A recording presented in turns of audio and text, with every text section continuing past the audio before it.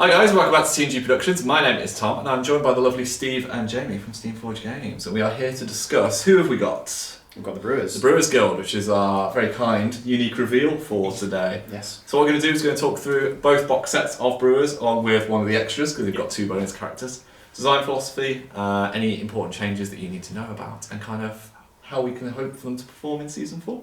Yep. So gents, going into Season 4, Brewers, game plan, what was it? What were the changes that needed to happen? What was the mindset you wanted for this? So with Brewers, one of the main things is that they felt like in Season 3 they kind of lagged behind in terms of no longer being the most resilient guild, and that was one of the key design points as we went into Season 4 was we want to make them a resilient guild again. And one of the main ways is that they have a lot of access to Tough Hide, but there are also other things like resilience, that we have on 3 models, and then even Friday can be defense 5 when she's near Spigot. So you got a real kind of like ability to exert the physical presence in the middle of the field. Yes, yeah. So there was that element is make them harder to kill, and then just looking at simplification, making them more streamlined, and in some instances looking at design and reevaluating like we did across all teams in Season 4. Fantastic. So, Jamie, if we start with the Kickoff set, that kind of like beginner set that many players do have, what was the insight going into the changes that occurred with these characters? What are the big things that we can expect to see that have tweaked? So one of the big things is going to be for Stave, I think, is that everyone's been long-term fans of the Brewers have been waiting for Stave to have some changes to be able to play with him, because everyone loves Stave and everyone else loves to be able to put him on the pitch. Such a good model as well. Yeah, such a lot of character in him and everything he does. Like Lob Barrel, is such an iconic character play for the guild, but people felt in Season 3 that he was a bit of a weak point to the team, so we've made him a little bit more efficient in that his heroic play, instead of adding damage to his lob barrel, which is what he used to do, it wasn't really very effective or actually useful. We've just changed it to allowing him to do a lob barrel for free. So he's incredibly efficient for the team now. He generates 1 influence on his base card, and having a free barrel lob means that he's effectively generating 3 influence for the team when you're using that heroic play. So he's just a lot more efficient. And he also actually can maneuver your friendly players around. So you can be a little bit janky and do that with lob barrel if you want to. But on the back of his card, he also has a battering ram now, which means that whenever he during an advance, whenever he touches a base, move forward. When it's either friendly or enemy, so he can move friendly or enemy models around, and they can push them around. So like turn 1, you can go and push behind your own players, etc. Very, very handy. So much more efficient player overall. If we start with Captain Tapper as well, Yeah. his relationship with Scum has changed a little bit in the sense that he doesn't need the cat in his ear at all times. Yeah. So one of the abilities we removed during Season 4 was tactical advice. And this was the link that Scum used to have to Tapper, where he would have to activate, or be near Scum at the start of the turn. It would change his influence stat so that he could be allocated 6 influence instead of 5. We've taken that off, and Tapper's influence stat is just a max of 6 now, so he can always be allocated 6 regardless of when Scum is around. And that was just an element of not so much rules complexity as tactical complexity, that you were having to remember at the end of the turn, these 2 models need to finish near each other so that I can have this set up for the next turn. It's one less thing to remember for him to behave as you would normally expect him to behave. Absolutely. Yeah. Absolutely. Steve, is there any kind of Tapper changes that we need to know about, or is he just going to still just walk in and bomb? So there is one, so the playbook has changed, but the other thing that I would say that's quite a big deal for the Brewers is they have just gotten access to Sturdy in the form of a character play called Stand Firm. Yeah. So now you have this option to, with Tapper, put Sturdy on a model, whether that be him or someone else, so you can ignore the first knockdown, which synergizes quite well if you want to do some really janky Stave shenanigans where you put Sturdy on someone, he then battering rams them forward and then throws a barrel at them to push them even further. I love the really abusive relationship of that team. It's like they're just kicking someone forward. I mean, they're all, they've drunk a lot, so they're not going to really notice, are they?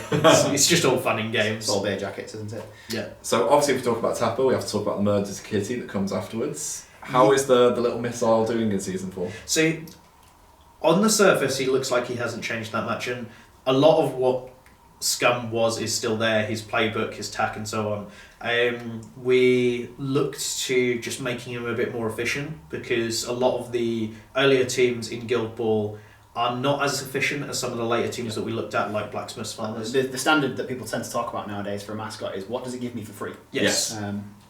And with Scum, it's a case of, well, what is Scum good at doing? And it turns out he's good at, just clawing and mauling at things. So we decided, he's a feral cat, we'll give him a rule called Feral that gives him a free attack. Free attack, fantastic. Yes. So he can really mess up some ganging up situations if he walks in. Yeah, and he becomes a really nice late activation where you don't even have to put anything on him.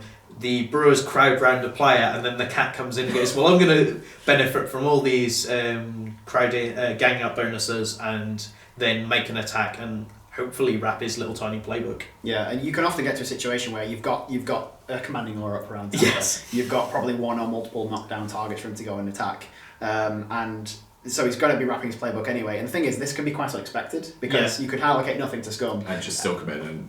Well, also that he's got the free attack from Feral, but he's also a really good target for Tapper's heroic play to just give him 2 influence mid-turn, and it's a good little bit of a switcheroo. You won't see it coming all the time, and it's just a massive amount of damage that comes out of nowhere. So incredibly painful, that little relationship. Yeah. Speaking of relationships, we've got Spigot and Friday next. Spigot's changed a little bit to kind of differentiate himself from his second incarnation. Yes. What have we seen there? Because he was one of those players that was really like a linchpin of Brewers. Yeah, he was kind of doing a little bit of everything, and not so much like a concern from a power level as one of he was just doing so much stuff there was no reason to take the veteran Spigot counterpart. So we separated their identities a little bit more and allowed veteran Spigot to have to keep more of the stronger footballing abilities, which meant that standard Spigot became a little bit more of a brawler. Yeah. So we moved his knockdown result down from I think it was the third column down to the first column. Yes. Yeah. So that's one of the important standard features of this box team is that you've got 3 models with a momentous knockdown on 1 hit, which is incredibly thematic and obviously very powerful for the team as well. So on Tapper, on Spigot and on Stave, you can go and get some really easy knockdowns. And with Flawed keeping that as well, he sets him up for the rest of his activations. Yeah, absolutely. He can be very, very efficient beat stick if you need to be. He's still got Times Called as well, very incredibly powerful heroic play to speed everyone up around him, and that's just he's a lot of useful abilities that are a lot more concise and together without just doing everything at once. Yeah. It's important with the set that they have all kept all of their heroic plays, haven't they? Apart from Stave's slight tweak, I suppose, with his, but they've still got the same things. They do the same things. So players who have been learning with the Brewers can expect those heroics to behave. Yeah, it's not been a complete rewrite of the Brewers at all. It's mostly sort of making them a little bit more efficient and a little bit rounding off their abilities really. So Hooper still has True Grit, that's not changed. Friday's heroic hasn't changed at all. Neither has Spigot's, neither has Tapper's. And we, as you mentioned, there's that change on Stave to make him more efficient. Other than that, we didn't change what we didn't feel. We only changed what we felt we needed to change. Yeah. So you mentioned Friday, one of the best strikers in the game. Yeah, I presume her power level didn't need to go up much. No, she stayed identical. I didn't think she didn't anything on her card. Is there something about her that makes her that archetype perfect striker? The fact that she can scale up and scale her down, her kick ability, she's got support from someone else if they need it. Her defence can be quite tricky. She's quite hard to get the ball off. She's nimble. Does she just tick the boxes of what you would envision the Brewers striker to look like? Yeah, so she has a really good base goal threat, which is one of the main things you want in a striker. But she has some things that make her a bit unique. Like she's a striker that has no dodgers, but is still an effective striker, which is something that we tend not to do very much within the game, but is very thematic within the Brewers. So what's interesting about her is that, as you mentioned, she's already got that really long threat range, and she has what all good strikers need, which is an ability to disengage. Yeah. And she does it for free because she's got Shadow-like. So even though she doesn't have playbook dodgers, she doesn't have viable dodgers, she's got that 2-inch dodge with Shadow-like, which is enough to usually get her away and escape from a scrum and go and score a goal when she needs to. Fantastic. And then she also has the Brewer kind of resilient theme going on, because if she's near Spigot, she's 5-1, which is a hard stat line to crack. So we still expect to see the Friday holding the ball in cover every once in a while near Spigot to just kind of laugh at your opponent trying to get that tackle. So that brings us to Hooper, the other half of the Bash Bros. How's Hooper looking for this season? I am so happy with the changes to Hooper because he's another model. He hasn't changed an awful lot, but the main thing, and it's a small change on the surface but changes him a lot, is just tweaks to his playbook more than anything. There was a thing that I would always refer to is this gulf between the results that he wants to take, and he only had momentous damage at the end of his playbook, whereas now we've given him a bit more damage and we've given him an earlier momentous result, because there was nothing worse than getting 4 successors and you go, if I have one more, I have the momentous damage. I've rolled really well, but I still don't get what I want. Yeah.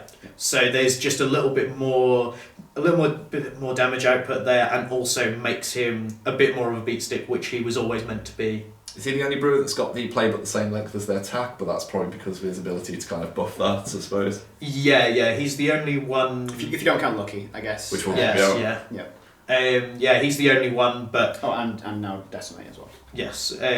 But it's a case of if they've got the same playbook, they often have an ability that counteracts that. And in his case, he most of the time is going to have attack 7. Yep, because of True Grit. Yeah, he's just going to be laughing and still beats face, still hurts people, still loves hanging out with Tapper. Yeah, and the time that he knocks someone down, you wrap the playbook is just insane. Hitting that 4, going up to 5, and then anything that you wrap, like the 1 up to 2, makes him just a horrible beat stick. Was there an interesting thing with the Brewers? We've seen with other guilds that they've got damage results that do skip up a level. And the Brewers are one of your more beaty teams. Is this idea of them having consistent damage throughout the playbook, this idea that they can grind out the damage rather than having a big spike at the end? So the way that the Brewers tend to get their damage is because the thing that we refer to sometimes is the Brewer playbook. They were the first people to have this playbook that was shorter than the amount of attack. Most models that have attack 6 will have 6 columns. Yeah. Brewers tend to be usually tend to be 1 column shorter than the amount of attack they have. So their damage tends to be gained from having easier access to wraps because they've got a number of ways of increasing their attack. That is from or knocking down opponents to make them easy to hit, and then things like Commanding Aura. They like fighting in a bit of a ball, so they'll often get quite a lot of gang ups as well. Yeah. And once they start getting damage buffs like Commanding Aura or Tooled Up, then they start wrapping those playbooks. They can do an enormous amount of damage. So they don't need to have those massively high numbers because their damage is generated in a slightly different way. Yeah, and I think it's important for new players to note that, because looking at it, you've got they are one of the true teams, this Kickoff team. They really do function and interweave with each other so well, and they have got such synergy that looking at one individual card, it's very difficult to see the full picture of how that works. Looking at Hooper, you would not then see the impact of potentially chucking old Jakes on him late in the game or putting him under Commanding Aura and all this kind of things. They they keep that synergy for Season 4. Yeah, they are a really fun team to play because they are a very easy to pick up team, but there is a lot of interesting synergy that as you go with the game you understand how their abilities interlock, and you can create just essentially a amazing scrum. Yeah, it's a massive beating circle. Yeah. So obviously, I'm presuming you've probably talked about Lucky already with Masons, but with Brewers, he is the default upgrade for this Kickoff team. It's available in kind of promos, isn't it? Yes, the S4 launch pack that we're going to be doing for stores. So you will get him and exclusive art cards for all of the Brewers, essentially new background for the Kickoff Brewers. Yeah. So you go to your local launch party. Within that kit, there's a lot of nice free stuff for anybody that turns up. They're designed for 8 players, but if you go to a store that has a big launch party, they might buy in more packs. Yeah. But in each launch kit, you're actually going to get a full set of Kickoff Brewer limited edition Brewer cards for each person that attends. It's not so much of a prize for like we're coming first or coming last, or it's just every person that turns up. A sign up reward. Yeah, so you'll get a lucky for attending. You get the exclusive lucky card and limited edition Kickoff Brewers as well. How is Lucky looking in Season 4? That was difficult to say. So he hasn't really changed very much. We wanted to keep Lucky very straightforward and simple, so he's the only technical brewer model that doesn't have a heroic. That's because we wanted to keep his abilities very, very straightforward and simple. He's meant to be a promo model to get people into the game. He's a very simple expansion model. Like if you're picking up Kickoff or going to one of these launch parties, he's the 7th model you're going to pick up. Your first option for changing things in and out. So his abilities are very straightforward and simple, and we kept him that way. Some of the things that we changed were mainly changed because of global things that happen in the game. So, for example, one of the things that we did that new players might not know about so much is we removed cost 0 character plays from the game because they were quite confusing of what's the difference between a character play that doesn't cost anything and a trait. Yeah, so we got rid of those. We shuffled his abilities around slightly, but he still operates in most of the same way of being like an additional striking model. He still has raised the stakes to be able to make 4-inch dodges just at will. And the opponent gets to make one as well. So you're playing around with basically where they go in Brewers, which they don't have access to otherwise. And he's actually got quite a decent playbook for his causing damage. He has a momentous 2 damage on 2, which is something that is quite rare in the Brewers because their momentous damage tends to be quite high up on the playbook. So Steve, as our resident brewer, if you've picked up Lucky, where is he coming into that Kickoff team?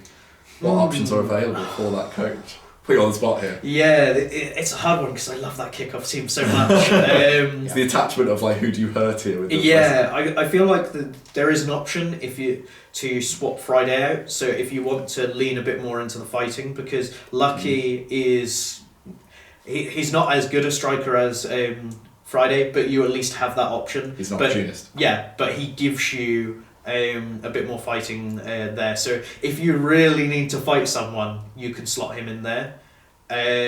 Or, for example, if you want to take the team a bit more of a goal scoring focus, you could perhaps swap someone out like Spigot or Hooper and put him in there so that you have a bit more goal pressure. Like another wing, maybe. Yeah, exactly. Well, fantastic. So that is the Kickoff Brewers. If you want to keep track of this, we'll be releasing the cards on the hour on our Facebook page, and we'll be back in a couple of hours with another video from the box. So thank you very much for now, gents. Thank you. We'll see you in a sec. Hi guys, thank you very much for watching our video. If you've enjoyed this content, feel free to check out some more over there, or even consider supporting our channel through merchandise and Patreon in the description below. As always, hit like, hit subscribe, join us on our Facebook group, and we'll see you in the next one.